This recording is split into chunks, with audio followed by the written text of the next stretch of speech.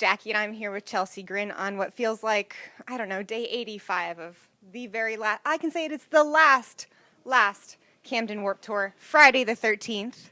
Do you guys have any, it being Friday the 13th, being kind of a superstitious type of day, do you have any rituals that you do either right before you always go on stage or right after you always leave? There's rituals I can't talk about, but there's rituals we cannot talk about. I'll just wet my hair and go and stand by myself for a little while and get in my little zen area. Also, it being Friday the 13th, our new record is out today, in case anyone... Yeah, I was going to get to that next.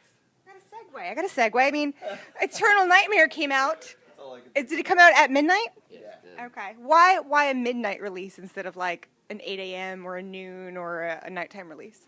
I just think with streaming nowadays being the thing, I mean, every hour counts. I mean, in 8 hours, we got so many more streams than we would have, we had waited until 8 a.m. And also just getting it available across the world. Midnight just seems like the easiest time to do it. It drops the 13th. As soon as it becomes the 13th, you guys got it, so it seems easy that way. And you mentioned streaming. Being a harder band, is it more of a goal to have music streaming Spotify success, or would you prefer radio airplay as a goal? Well, realistically, for a band like us, radio airplay is not very achievable. I mean, maybe the liquid metal type stuff. But for us, I mean, streams are so important nowadays, and they actually reflect on your first week sales and stuff like that. So I'm hoping for some good streams. That's what's important to me right now. How important is first week sales? I feel like you're reading my questions. I'm kind of impressed from all the way over here. It's superstitious. But now, how important are first week sales, even when tangible albums aren't always the most popular purchase nowadays? It's hard for me to say. I mean, I'm not necessarily the most business savvy kind of person, but obviously people aren't selling the same number of records that they would have in years past. So I think first week is still important. Physical copies and streams reflect on your first week. So when you add that up and get all the equations going, you'll get your final number, and people do look at that. But now I think it's more about how you bring it in a live setting. Your headliners, how many kids come out to your headliners, how much money you sell in merch that night, how many sellouts you get on tour. I think that's really what other bands and management will look at nowadays, is how your tours are doing. And as that first week being a guide, is there anything that you guys do specifically to kind of entice those first week or pre-sale purchases? I mean, we try to post about it as much as we can without sounding overbearing.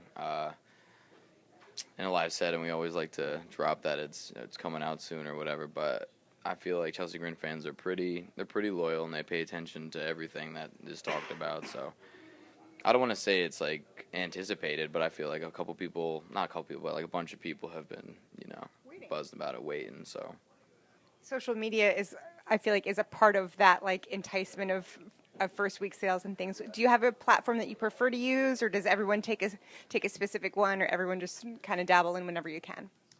I think Twitter is for the bare bones statements, and people just feel like putting what they want to say out there. Instagram is for I guess pictures if you want to post about what you're doing, and Facebook has just kind of always been that place where you go to just put information, and it always gets torn to shreds somehow. Yeah, so Facebook is where you go to watch a video of a monkey smoking weed or something. Facebook is abysmal.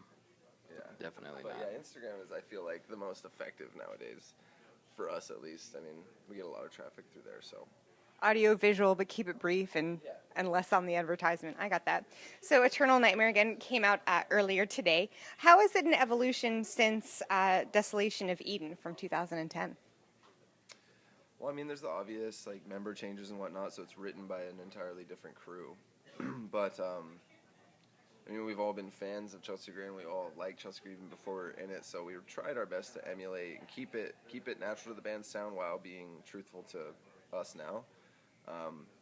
For us, we just kind of look at this record as a culmination of everything we've done, really. There's a lot of old inspired material, there's a lot of new stuff, and there's stuff that we've never tried before.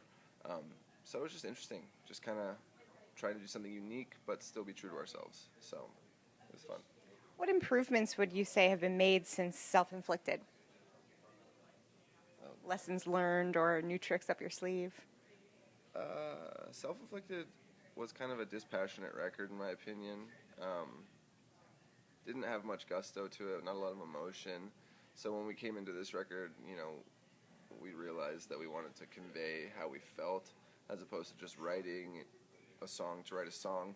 Said, I'm really pissed off today, or something like that. And so we just channeled all of that into the songs. I think this is the first CG release where hopefully you'll feel what we were feeling. And also having Tom is our new vocalist, and the situation that happened was obviously very unfortunate, but obviously it's a new sound for us. So when it comes down to it, Tom is the biggest change in the band. I mean, total new vocalist, but he's killed it, crushed it, saved us. So you've got videos out for Dead Rose, Hostage, and See You Soon. Who's in charge of coming up with treatments for music videos these days? I mean, we all kind of come together with some ideas, but ultimately, Changes video to video. Usually, we went with Sam Shapiro. He directed and worked on our last film, or two music videos, and he kind of came to us with treatments, and we would just kind of go back and forth. But we're working on for other songs on the record. We want to kind of write our own treatments, try our hand at it that way, and do some really crazy shit. So it kind of all over the place. Well, speaking of music videos, I took a look at your video for Hostage, pulled some of your comments for a new series we're going to call Watch What You Say, and now Chelsea Grin is going to respond to your comments. Let's hear the good. Let's hear this. all right, you read the first one. Oh man, I don't even know if I want to use this person's Twitter name. This is so tasteless. I prepared my body, and I was still hit harder than Hiroshima and Nagasaki in 1945. Just so off color. Oh my good God. Too soon. Too soon. Think of those poor people. Although I appreciate the compliment. That's nice to know. Glad it hit you really hard. Jesus. Okay.